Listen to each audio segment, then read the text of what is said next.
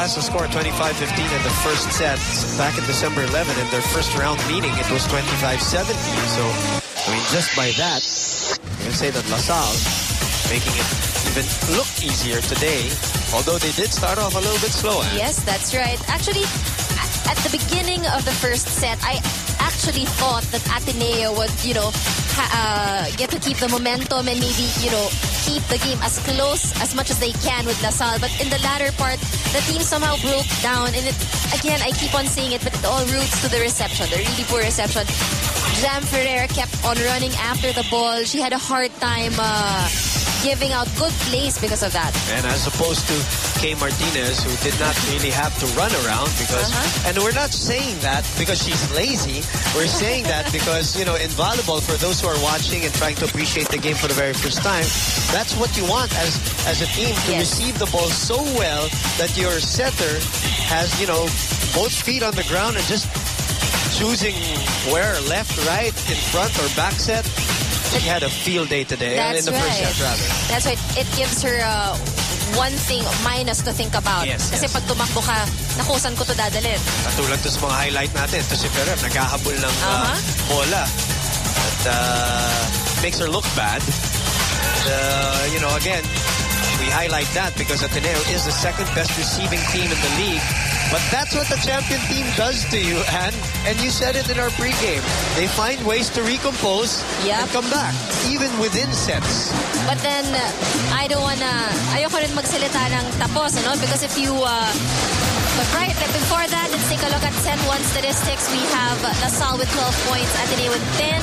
Pagdating sa blocking, it's 3-0 for LaSalle and Ateneo. 7 unforced errors for Ateneo and 5 for LaSalle. Now, going back to what I was saying earlier, in the game of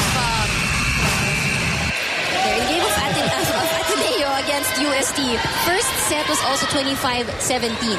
But in that game, they managed to steal one set away from the strong UST team. So who knows? Ateneo rather might just be able to pull one again against LaSalle. All right, we have a little bit of a clarification here, Anne, and thank you to FEU Athletic Director Mark Molina, our good friend and also colleague in the basketball coverages. FEU is the host still, right, of Season 72.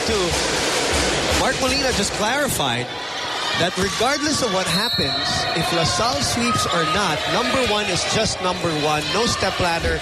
It will be Final Four in volleyball. Okay. So it will be that format. Doesn't change a thing for the number 4 team then. It's still a dangerous spot to be in. So no matter what happens, okay, it's still 1-4. Masakit, no? Dahil LaSalle yung mga kalaban kasi kung man ang mapupuntang number 4. So this is a potential Final Four matchup. This is what we're watching right now. Arrow trying to swipe it off Stephanie. Gohing, underhand set. Stephanie hasn't really shown a lot today. Not yet. She doesn't have to probably, but now cross-court attack, giving them a 2-1 lead. So again, clarification. There is no, even if the team sweeps 2 rounds of elimination, there is no step ladder format. It will be a Final Four format come playoff time.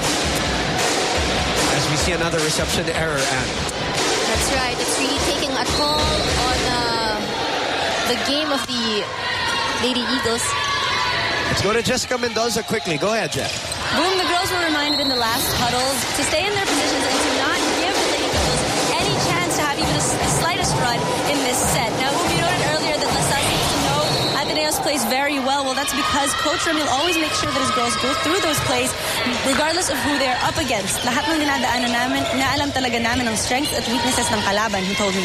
He added that today they will really be exploiting their height and blocking advantages. Boom and Ann. Thank you very much. Jessica Mendoza reporting from the defending champion side, and defending champions know what it takes to become champions, and that is constant studying not only of their game but the opponent's game, especially the ones that will parang pose a threat to you.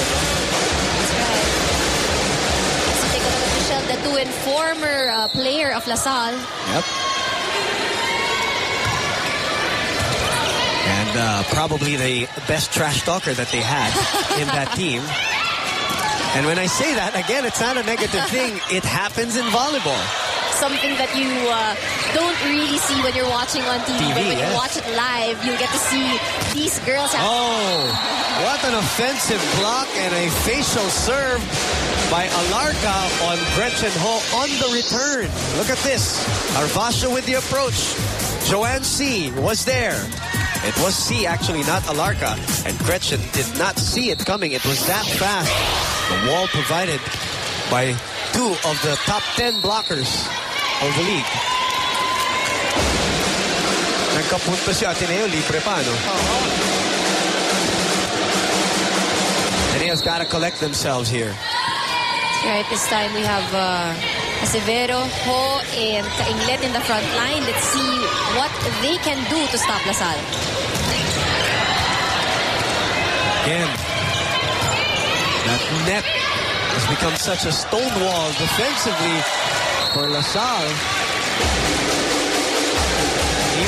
You will see, I mean, I give credit to the defending champions. You really see how sharp they are. And we said this the last time, and I really believe it all the more when I see the games. This is just, to me, a stronger team than last year. It's all alone. A better blocked team than last year. Oh, definitely. A more complete team. And they're poised to finish this game early. We'll be back.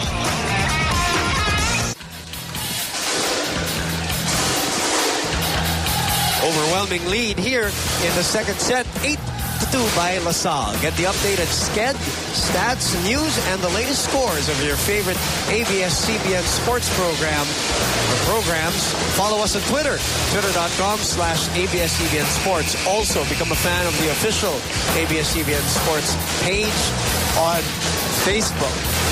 Gretchen Ho and the rest of the Lady Eagles behind by 6 to Stephanie's team, the LaSalle Lady Spikers. Again, missed reception. Can't highlight that enough. There was a touch. And another point for LaSalle. Let's take a look at that again. Best serving team against the best second best receiving team in the league. And they're really getting tested here. Nakauna si Kainglet. Free ball. Bahe, Diggs, Ferrer again chasing. I can hear Coach Roger Gorayev's frustration. That's right. It was already almost a free ball. Mababagal na yung bola. He blurted out a little bit of a shriek from the sideline when he saw Jam Ferrer trying to chase that ball. Gawing mahirap, hindi mahihirapan tayo maglaro pagka ganyan. May mga ang daming bola ang simpleng dumarating. Pag ni-receive nyo kung saan-saan pumupunta yung bola eh. Ang laking bagay nung ma-receive nyo yung bola ron. Pag na-receive natin yung bola, makakagawa tayo ng play. Tatakbo tayo sa open, yung open naman natin, hindi naman 100% ang palo niyan.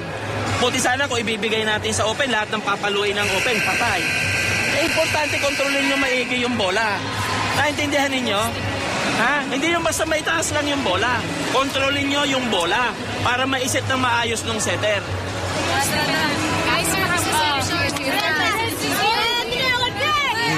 There's no other way to further explain what Coach Roger has said. That's right. But, you know, to his point, it's actually quite true. If you're giving it to the outside hitter, you're giving a lot more time for the blockers of LaSalle to prepare for the block. Pero kung mababa lang yan at mga quick plays, running attacks ang ginagawa nitong Ateneo, then there's a higher chance that they get to deceive the blockers of LaSalle. And you see there's not much variety in